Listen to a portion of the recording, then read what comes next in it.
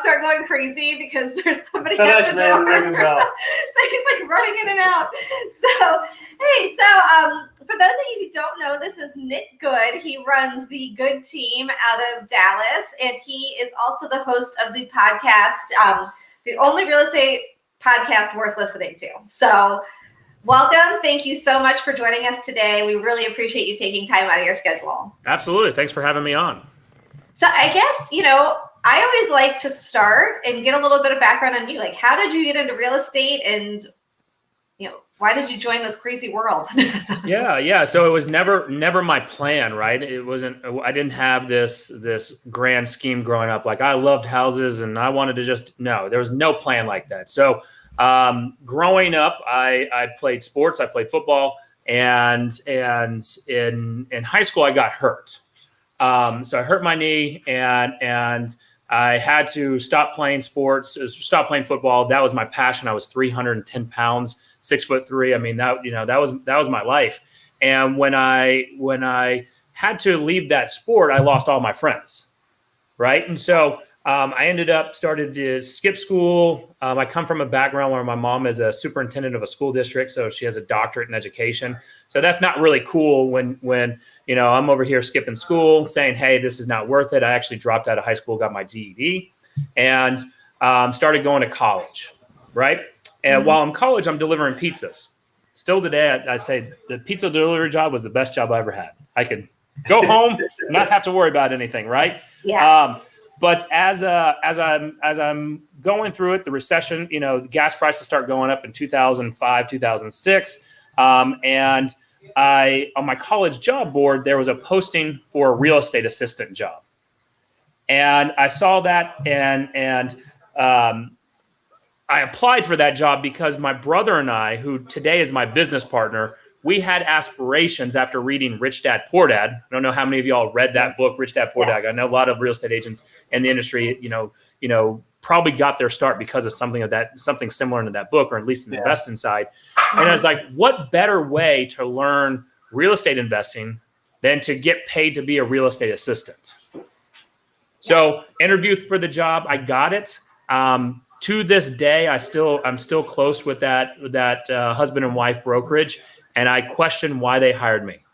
I'm god awful, the worst assistant you should have fired me the first day. Just saying, if you look at my desk right now, it's just a complete mess. And so I got that job and I started learning and started picking up quickly what they were doing. Right, they were sending out postcards, doing kind of a direct mail farm, and then started really working their sphere. And I started picking up on how those interworkings were working, right?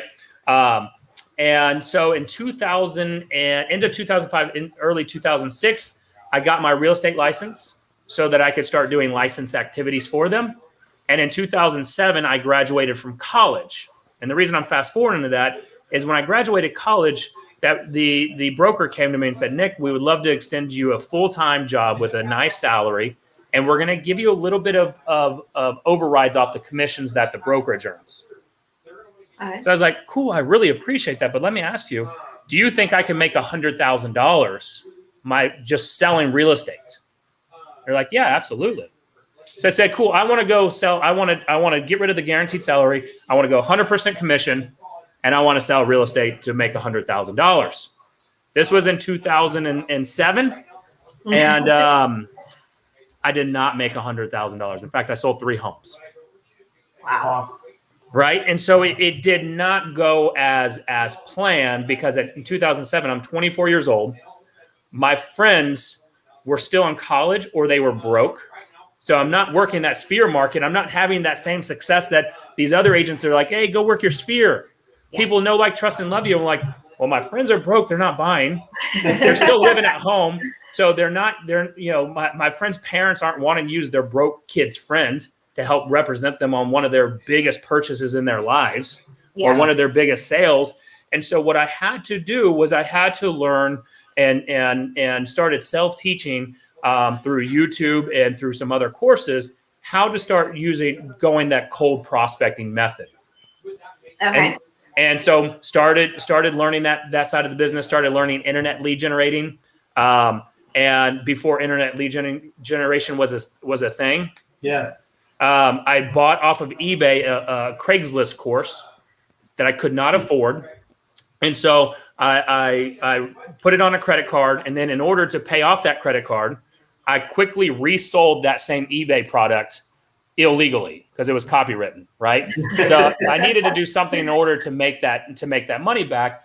But I started learning how to post Craigslist ads and start generating buyer traffic to a website with a landing page. And in 2008, started having a little bit of success. And then all of a sudden, 2008 recession hit. Yeah. Right. So it just, everything that I was doing came with, it felt like one step forward, two step backwards. Right. I'm sure that, I don't know when you guys got started, but, probably with most real estate agents starting their business, they probably felt something similar to that. Yeah. For sure. Right. And so, what I quickly had to learn and what I had to go through was during that time in 2008, it tested, did I have the grit? Did I have the endurance to last in this business? I started looking around. I was at Keller Williams at the time, and I started looking around to all these idols that these agents that we look up to that you perceived as successful, and they couldn't pay their house payments, they couldn't pay their car payments, and I'm like, oh no, I don't want to do what they're doing, right? Yeah. Because when everything was great, hey, they were making cash hand over fist, but when things hit the fan, they didn't know what to do. And in 2008, there was that first light bulb moment that went off for me. I had 8 deals under contract. This is right at that beginning of all the, everything hitting the fan, right? I had 8 deals under contract. I'm walking around with the biggest strut. I mean, the stride, I'm just everything. I'm cashing the checks that are going to be coming in, making so much money. And then all 8 of those contracts fell apart. Wow. And never came back to life. And I'm sitting there with no money, wondering, what am I going to do? Should I just go? Is this industry for me? Should I go get a job? And I started applying for jobs. And in fact, I went on a job interview at the time. It was an asset management company that was handling all the new incoming foreclosures that they were having to process. Right. So, so I went through several rounds of interviews. And at the last interview, they extended me a job offer, and they said, Nick, we're going to offer you $65,000. Now, so be it. In 2008, I needed that $65,000. We have a bonus structure that you could somewhere probably maybe get close to 100,000 possibly. But when I looked at how to hit that bonus structure, I would have to work 7 days a week and try to squeeze in an 8th day. If I could, however I could find that in there in order to hit their bonus structure. Yeah. And so what I told them, I said, give me 24 hours to think about it. And on the way home from that job offer, I'm sitting there at a red light and I'm like, all right, they want me to come in. Really, it's Mondays through Saturday, but I'm really going to have to work Sunday. So I'm going to have to work 7 days a week. They've got a ton of business coming in. And if I'm going to work this much, they expect me to come in by 8 a.m. And who knows, like it's really an 8 to 6, 8 to 5 type job. Well, what if I put that type of time, energy, and effort into my real estate business? Mm-hmm. Right? Because if you think about it, the lead generation business is just like going and looking for a job. Then you have to run the interview. Then you have to probably follow up in order to see if they're going to extend you the job. Then you don't get paid until you actually do the work. So that light bulb moment went off of like, all right, if I'm going to do this to go to get a salary job, I could go and work this in my business every single day and look for motivated sellers and buyers. Yeah. And treat this like a entrepreneur 24/7 job. And that's what I did. And hit from that point on, I did not stop. I worked 7 days a week, probably until about 2015. Wow. That's awesome. I mean, that's not awesome, is it? I mean, it's awesome that you have the grit to do that, though. I think that that's one of the biggest things that we see is, and I'm sure you see it too, even as a team leader, is like everybody comes into this business just doe-eyed and just excited. And there are so many things that are so wonderful about it, and you can make an incredible income, but it takes a lot of grit. And it's not always sunshine and rainbows, so you have to be willing to, do the fun stuff or the unfun stuff with the fun stuff, Absolutely. And so that here's the thing that I learned from all of that, though, is that we live in an instant gratification world. And even back then, in 2007, I'm 24 years old. I wanted, just like today, I want it done a lot faster, a lot sooner. But it also taught me patience. It's taught me to slow down in order to speed up. 2009, we started the Good Home team. My brother, who's my business partner, joined me. And we started to grow what is now the Good Home team that sells, close to $60 million in volume, a little, right around 200 units a year. And when we started that company in 2009, I had to go backwards again. So 2008, I started to gain success and momentum after fumbling my way through in 2007. 2008, I went through the beginning parts of like, oh man, what do I do? Do I have the grit? Do I have the staying power? Then I started having some success towards the last half of 2008. Then in 2009, we start the Good Home team, and we paid ourselves $500 a month for the first 18 months. Wow. My truck payment was $525. Wow. So we reinvested everything that we earned. And in 2009, I have it somewhere, I think we earned $120,000 in total commission that year. And then in 2010, it was a little under 300,000, and then it started to exponentially grow because we started reinvesting and we treated this like a business. And then 2015 was the year that we broke seven figures and haven't looked back since. That's awesome. Now, when you started your team, so it was you and your brother. Did you start? How many agents did you onboard? Did you start with admin first? Like, how did you guys start the team? What about Absolutely. So we didn't. It was just myself and my brother. My brother came from a cold calling background in the oil and gas industry. So we took the telemarketer, we took the call center style approach.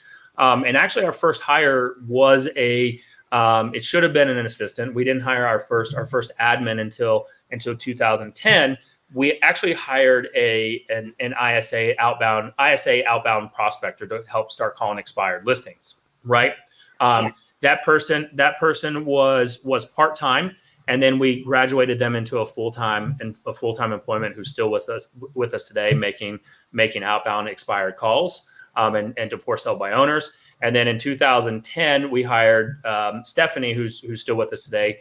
And she's basically our operations manager and contract to close coordinator. And so our first hire was that telemarketer because we believed in we needed to bring the sales in. Yeah. Right. And so what faster, better way to bring sales in is if you have more people out there actively calling. In 2009, 2010, we were still heavy. It was still a buyer's market at the time. And so we just were trying to learn and fumble our way through to becoming a listing dominant team. That's awesome.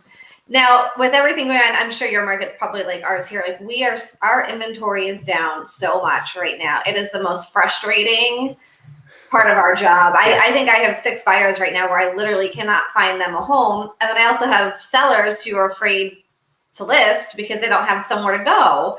So how are you guys kind of navigating that right now? Are you guys seeing that in your market? And Yeah. It's the nightmare. It's a blessing and a nightmare, right? Where we're seeing home prices go up for our clients that, are homeowners. So they have more equity than ever. The problem is that that's that double-edged sword is where will we go if we sold our house? Yeah. And so what we have been doing is playing as a matchmaker, off-market matchmaker, and it's a domino effect, right? So we would say, hey, Jen and Jason, you guys need to sell your house, but you also want to buy another home here in Plano. So actually, we've got a great house for you guys. Let's see if you're willing to go and make an offer on this house. If it is, if you're willing to make that, let's make it contingent on that seller finding their next home. Hopefully it's vacant, so we don't have to then keep playing leapfrog over here. So there's a lot of off-market deals.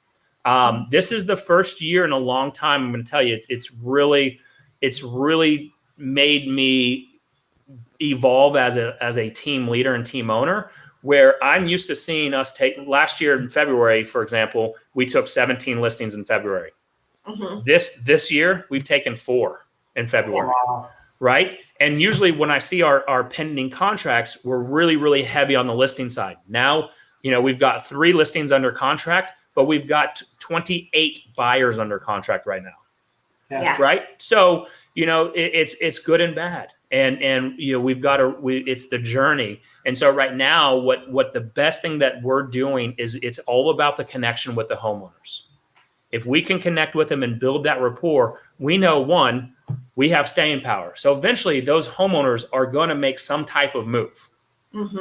So we're just constantly nurturing them, constantly staying in front of them.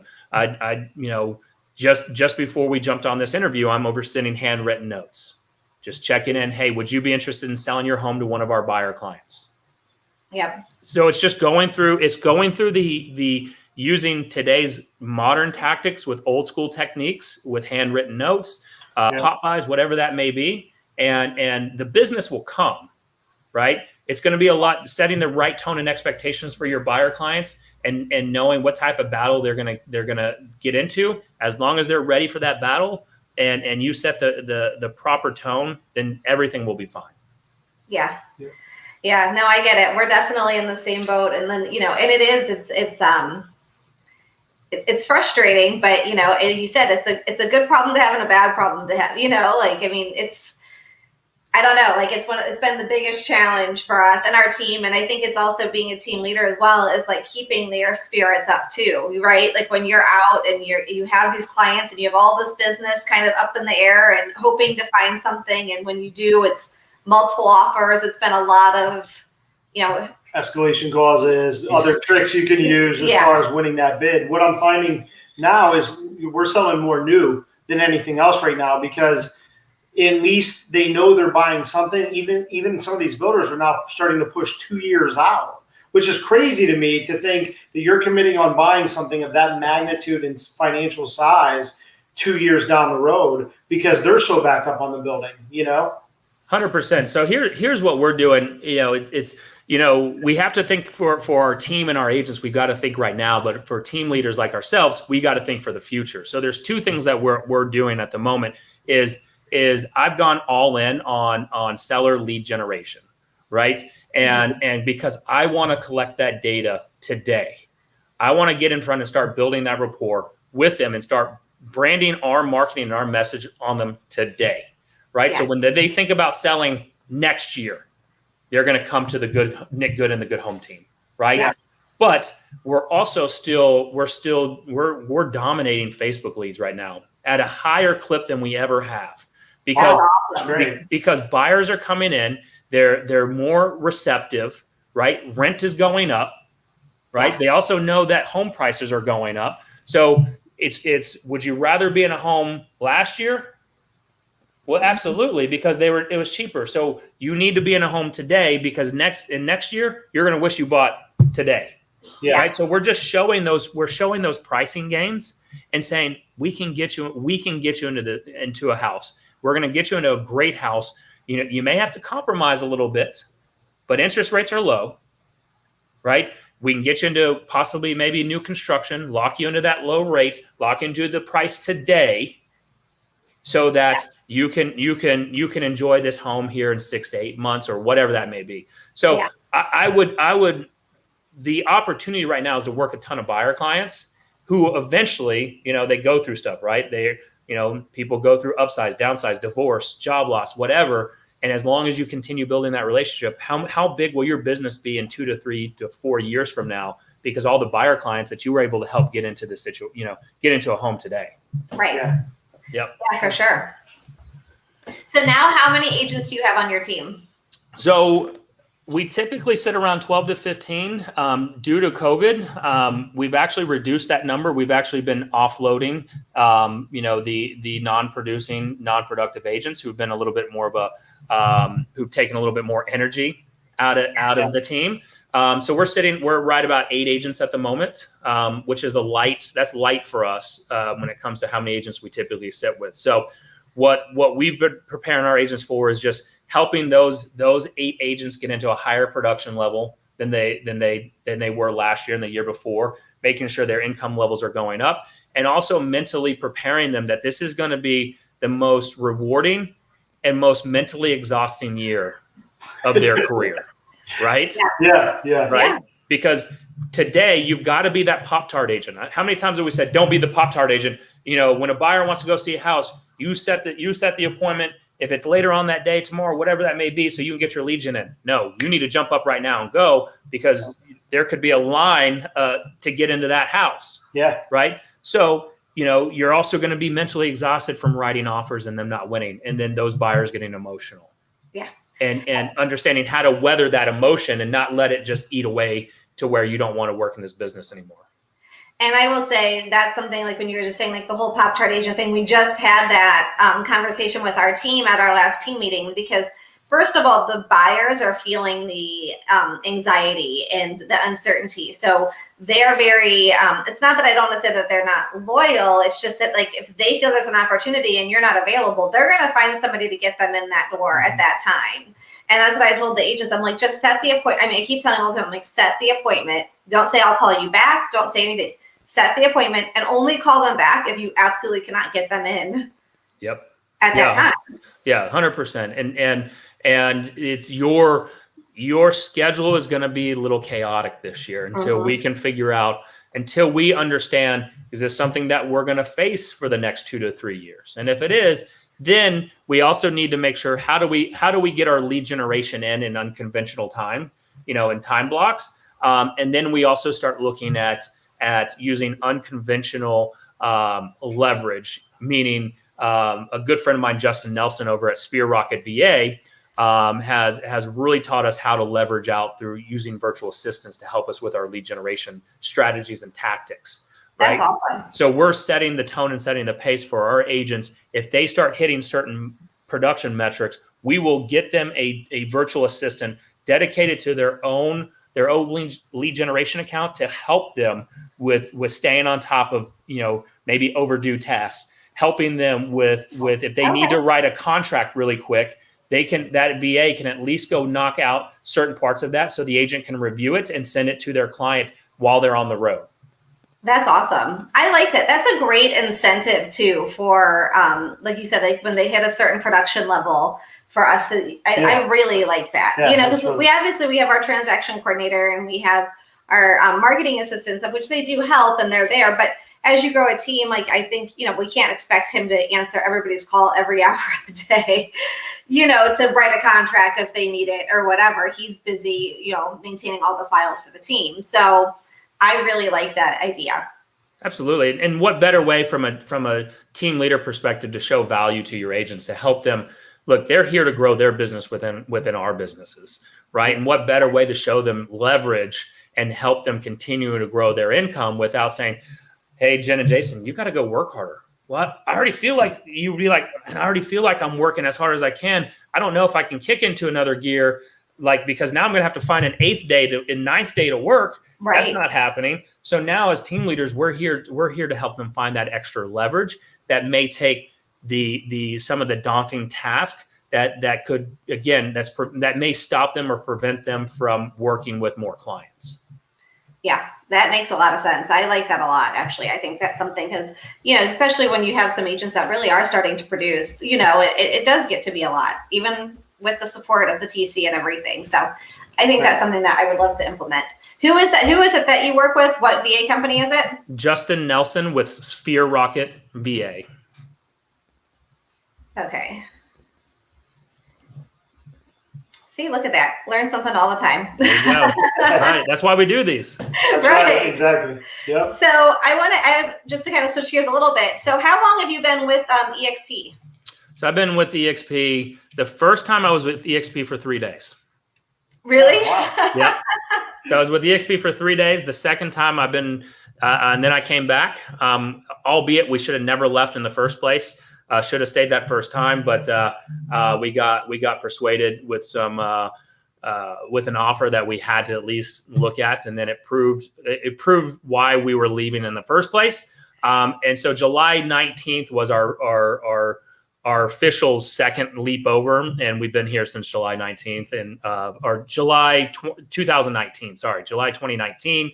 And I mean, again, just like everyone else says, I wish we would have looked at this opportunity sooner. Yes. Right, and I wish I would have made the move sooner. Yeah. Yeah, we kind of had the same situation happen. So we were looking at EXP, and then had an offer come in from Keller Williams. And it was one of those things that, you know, I think EXP offered us 20,000 shares at the time for free. So that hurts a little bit.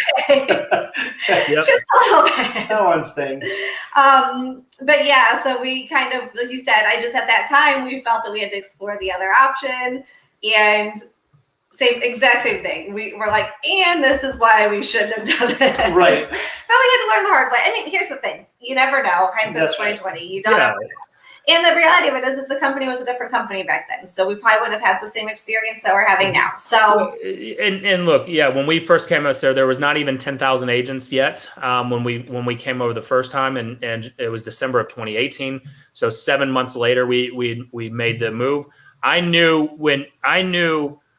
30 days after going back to, we were with Keller Williams. I was with Keller Williams from 2007 to 2019. I knew that after 30 days that I made the wrong decision of bringing our team back to Keller Williams. And it's nothing against KW. It was more so along the lines that I saw that what they were doing was throwing everything at the wall to see what would stick to get us to stay. And there was no backing behind it. Like, okay, that actually worked. Then it went into scramble mode to actually try to uphold that agreement, and it just wasn't there. And so what we quickly realize is twofold: that the traditional real estate model is a selfish model, right? It's you know, if you're at a independent broker, it's really designed to help the broker, right? Yeah. The agents are the workhorse.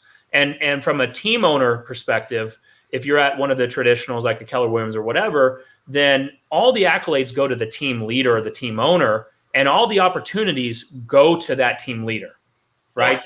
Yeah. And so here we're able to help our agents grow without them having to leave us. We can help them grow their stock shares. We can help them grow their residual income if they want to go down that path. They also, you know, can sell more houses with us, right? There's an incentive to sell those houses, get those shares, purchase it at a discount, and we didn't have that option. You know, I've got a 21-year-old kid on our team who's been with us a year that's got over $60,000-$70,000 in stock his first year with us. That's awesome. That's amazing. I mean, he wouldn't have had that if we were at the other company.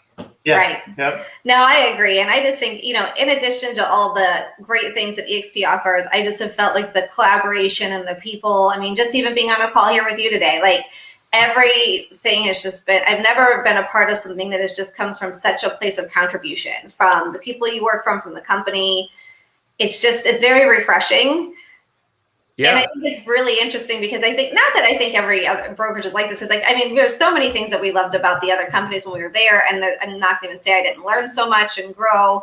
It's just that, like, I've just never, and it was almost like weird to me at first, like I've never had so many people that I really didn't have a connection with or that are willing to jump in and pour into you. And that was a very humbling experience, to be honest. Absolutely. Well, and what better way to have that alignment, to be able to be in an amazing group that we all have. And at the same time, you know, we're able to help not only ourselves, but our agents and our network that let's say they've been in the business a while, 5, 10, 15, 20 years. And they look up, they've got $100,000 worth of stock. Because how many times I've met a lot of agents that are no longer in the business that retired, but they also didn't have anything to retire on, right? Yeah. They weren't buying investment properties. They weren't, you know, it's kind of like a pro athlete, right? Pro athletes make most of the bulk of their money in the early days of their playing career. And then they go to retire. They don't have any income in the future, and they didn't set anything aside. So here we've got that opportunity. And if you want to take advantage of attracting agents and helping EXP grow, hey, you get to earn residual income from it. You don't have to be a recruiter or an attractor. Just go go build your business and go enjoy the stock. There's how many millionaires I met. I mean, you guys, 20,000 shares would have put you, we wouldn't be doing this live probably if you had those 20,000 shares right now. Maybe we'd be doing it from a boat or something. Even exactly. Right? Not really getting ready for my listing appointment after this. Exactly. So look at that opportunity that it's created and the wealth building that this company has given to a lot of agents in this industry. Yeah. For sure. Definitely. It's been amazing. But, well, we want to respect your time. It's already been 30 minutes. So I want to let you go and get back to everything. But I just loved having you on here today, just chatting with you, hearing your story. And we just, appreciate you taking the time to talk to us. Absolutely. Well, I appreciate you guys. Hopefully it was valuable. And if I could plug two things. One, if you have any Dallas, Texas referrals, we work all the Dallas-Fort Worth Metroplex. You can find me at nickgood.work, as well as I know this is a Facebook Live, so our podcast, go listen to the only real estate podcast worth listening to. We just had Tarek, I always mess it up, Tarek on from Flipper Flop, as well as we're hoping that we can announce soon that we will potentially have his soon-to-be wife on the show. So please go take a look at that, and leave us a review if you like it. Awesome. Definitely will. Thank you so much. Thank you, Nick. Awesome. Have Thanks, a good guys. one. All right, take care. Bye.